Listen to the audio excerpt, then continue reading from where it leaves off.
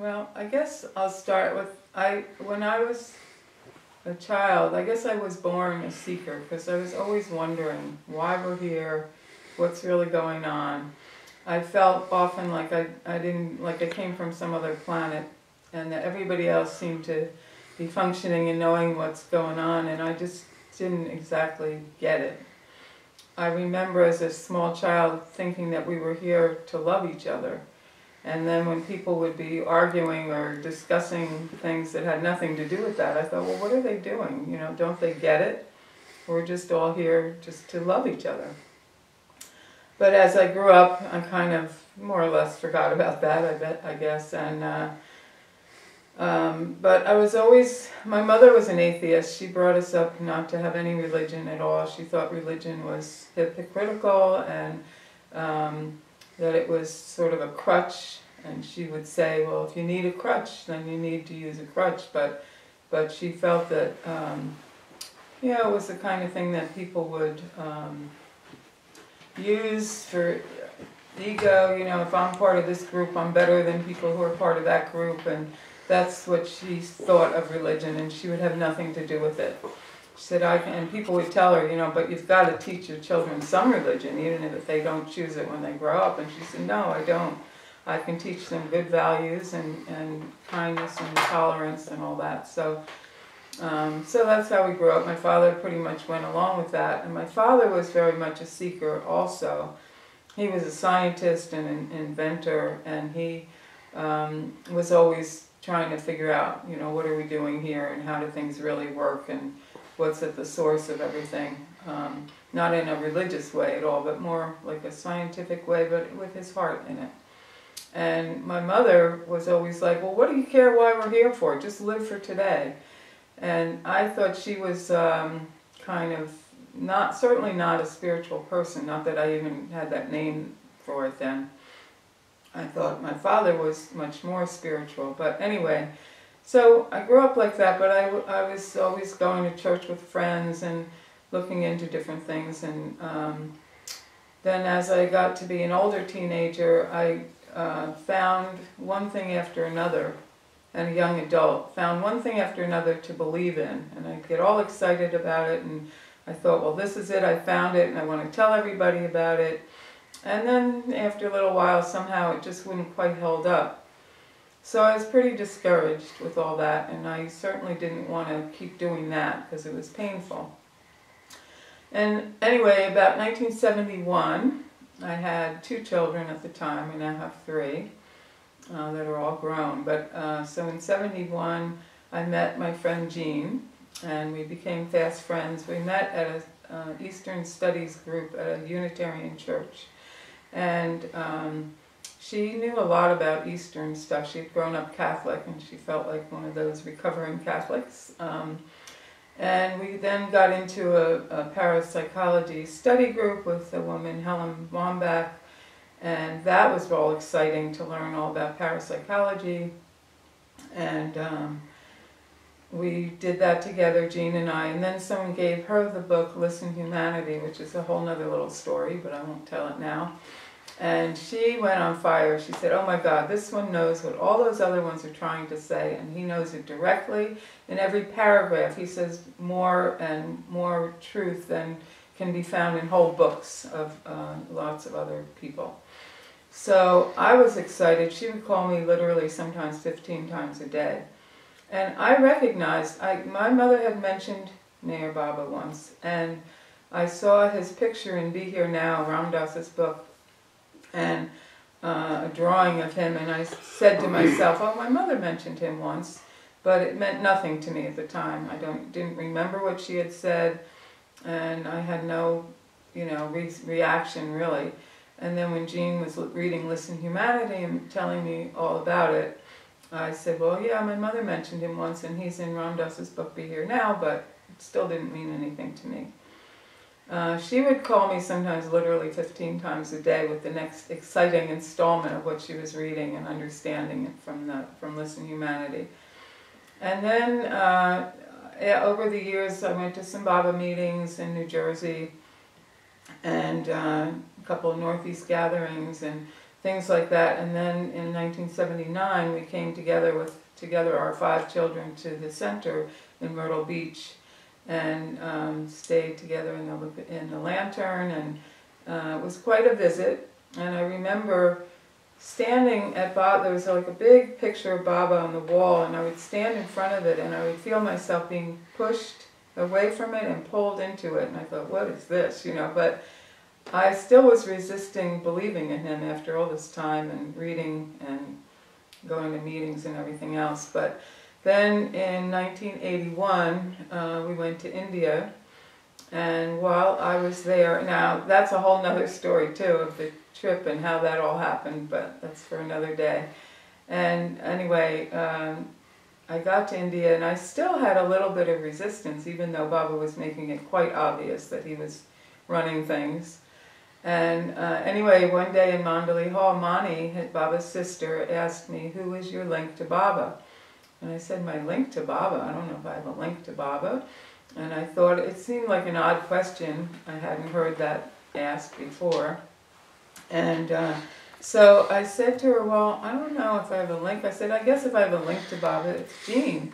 She would tell me all about him and spoon feed me Baba and encourage me to, be more interested. So, and then all of a sudden, in the present moment, I had a replay, not a memory, I had not remembered it, but like a replay of my mother telling me, she said, Robin, all these hippie kids coming back from India and places like that, they're believing in all these false gurus. But this Mayor Baba, he's the one, you'll see. And she said it twice with like total conviction.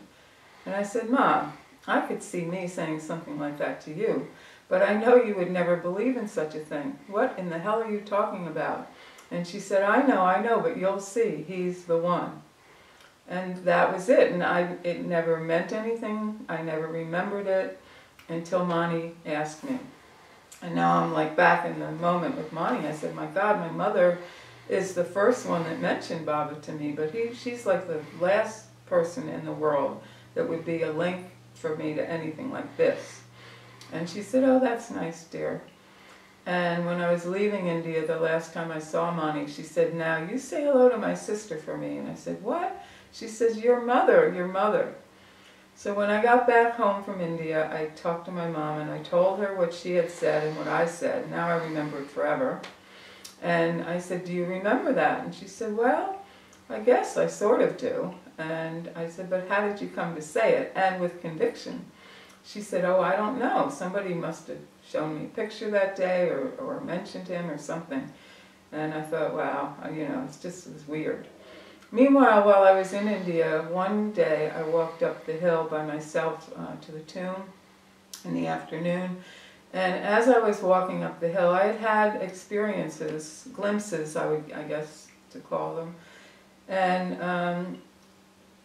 all of a sudden I realized that the things that had happened to me that were like glimpses and experiences of oneness or, inner understanding of truth were all given to me by Baba. One was given to me by my father after he died.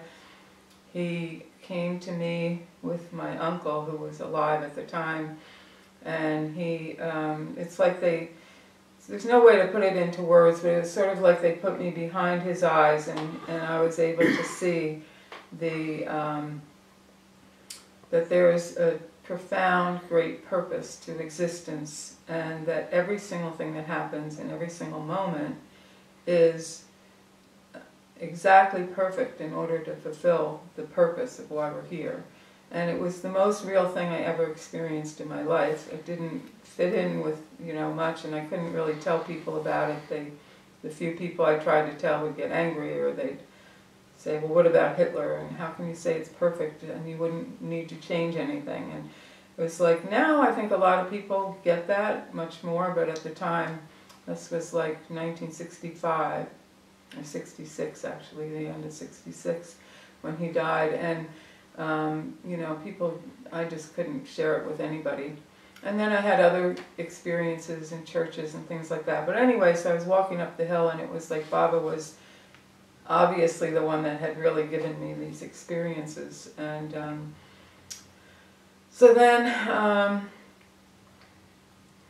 after that, I came to the center from 1983 and came back until I brought my mother in 1986. My father had died, and she had a boyfriend, Frank, for 18 years, and he died. And so I said, why don't you come? I'm taking 2 of my kids down there for their spring break. Why don't you come with us? And she came, and she had wonderful experiences at the center. She met people she had connections with, and she just really had a wonderful time, and was so impressed by the people who were so open and loving and talented musicians and artists and writers and all of that, and very open and nice. And but her bottom line was, but why do these very smart, wonderful people have to believe in something outside themselves? That was like her bottom line. And then in between, we went to a Northeast gathering. Ann Conlon told a fantastic story, and she just loved it. And then we went to a couple Baba birthday parties in New Jersey at the Rudds and things like that. And then she came back in 1988, and with my one son and I, David, we walked over to the library. We sat my mother down at what I didn't know, it's called Lookout Point, right next to the original kitchen on the 2 benches there. We sat her down there, and so she could rest after the trip.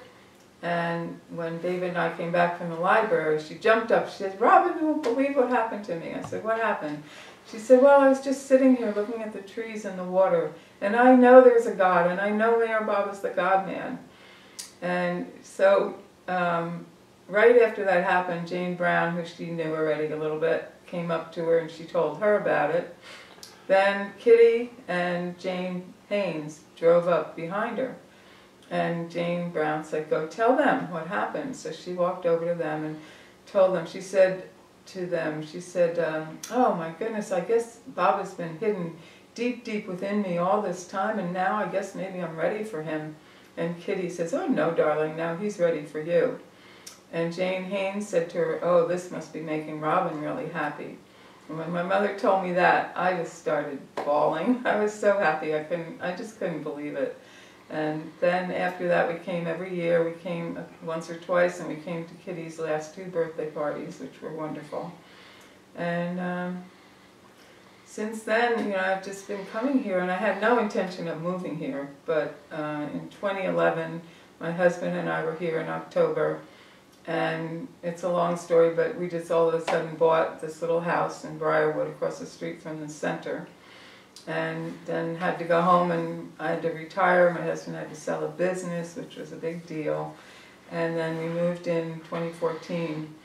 And it was hard, retiring, you don't know what you're doing. And I've changed a lot, and I feel like Baba, wanted me to live here. And I've been recording people's Baba stories, which I think are so wonderful and valuable, so I just feel like I do kind of have a role of doing that, and I'm just happy to be here, and that's it.